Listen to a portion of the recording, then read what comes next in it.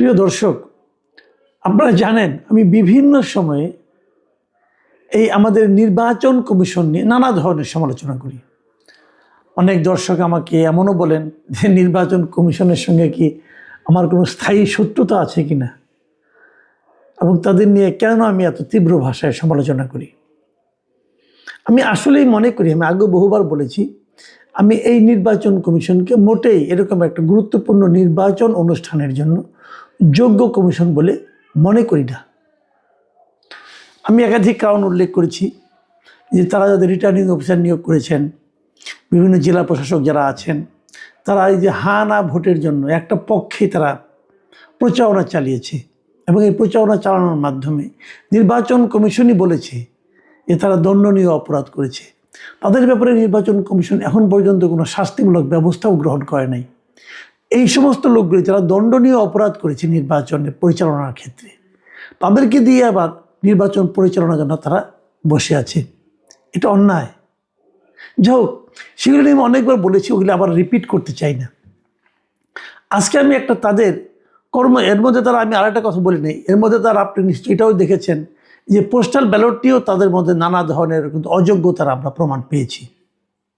সর্বশেষ যে ঘটনাটা ঘটেছে বলে আমরা পত্রিকায় পেলাম, এই পত্রিকার এই রিপোর্টটার জন্য আমি দৈনিক প্রথম আলোকে ধন্যবাদ জানাচ্ছি, এবং প্রথম আলো দুইজন রিপোর্টার রিয়াদুল করিম এবং হাফিজুর রহমান, এই দুইজনকে আমি বিশেষভাবে ধন্যবাদ দিচ্ছি, কারণ ওনারা অনুসন্ধান করে একটা রিপোর্ট করেছেন। এবং সেই রিপোর্টটা কি?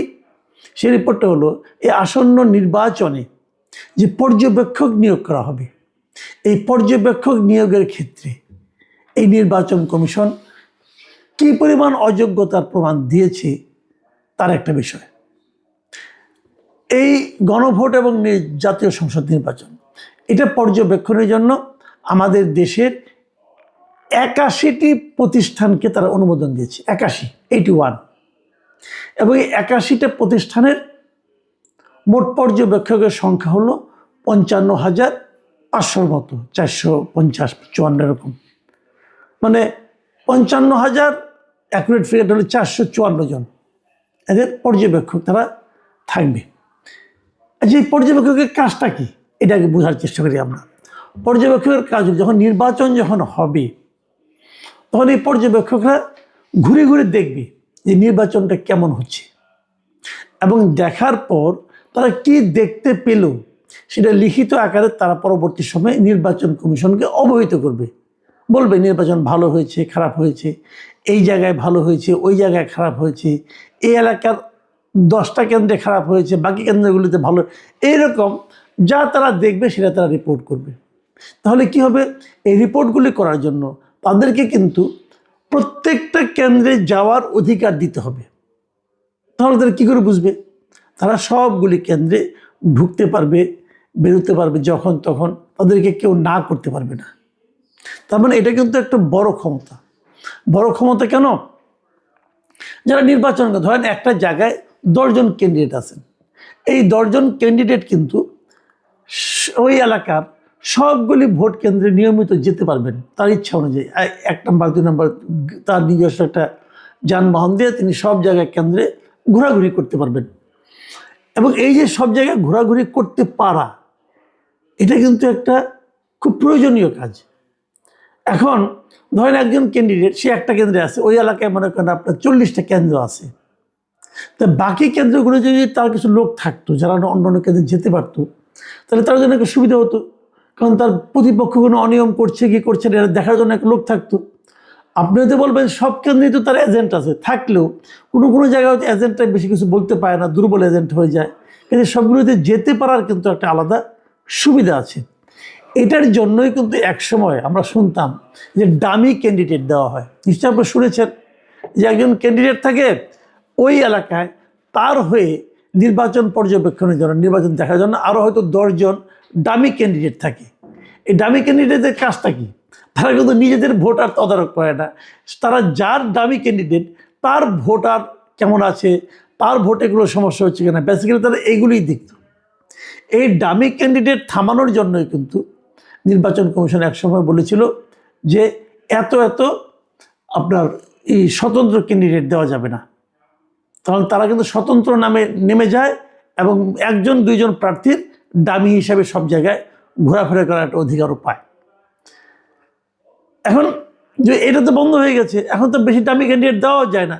কিন্তু যদি একটা এলাকায় তার 20 জন পর্যবেক্ষক থাকে এবং এই 20 জন পর্যবেক্ষক যদি কোনো একজন প্রার্থী কিনে নিতে পারে, বলে তুমি পর্যবেক্ষণই করবা কিন্তু আমার হয়ে সব জায়গায় দেখবে, দেখভাল করবা, আমার পক্ষে কাজ করবা, তুমি যেহেতু সব কেন্দ্রে ঢুকতে পারছো, তা আমার প্রতিনিধি হিসেবে তুমি সব কেন্দ্রে ঢুকো, এটা আমার জন্য একটা সুবিধা। দেখেন হিসাবটা কিন্তু খুব সহজ। কাজে পর্যবেক্ষক হতে পারাটা একটা মানে মোটামুটি একটা লোভনীয় কাজ। তো এই এতক্ষণে কাহিনীগুলি বললাম। এখন কি দাঁড়াচ্ছে এখানে, যে একটা প্রতিষ্ঠানকে পাওয়া গেছে, এই আপনার প্রথম আলোর এই যে রিপোর্ট, এই রিপোর্টে যে জিনিসটা পাওয়া গেছে, তারা একটা প্রতিষ্ঠানকে পেয়েছে। সেই প্রতিষ্ঠানের নাম হলো peoples association for social advancement, সংক্ষেপে পাশা।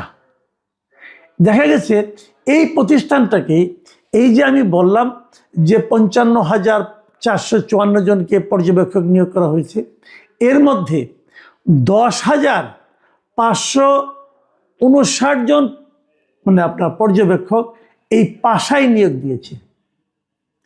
তাহলে পাশাটা কি? এটা একটা এনজিও। তাহলে এটা কি অনেক বড় এনজিও? না, পরে দেখা গেলো এটা এনজিও না, একটা এমনি একটা সংস্থা। তাহলে এনজিও বলতে নিবন্ধিতও না। তো এই পাশা, এই প্রতিষ্ঠানটা কত বড় এনজিও একটা ধারণা করেন তো আপনারা। এই এনজিওতে মোট লোক সংখ্যা হলো মাত্র 1 জন।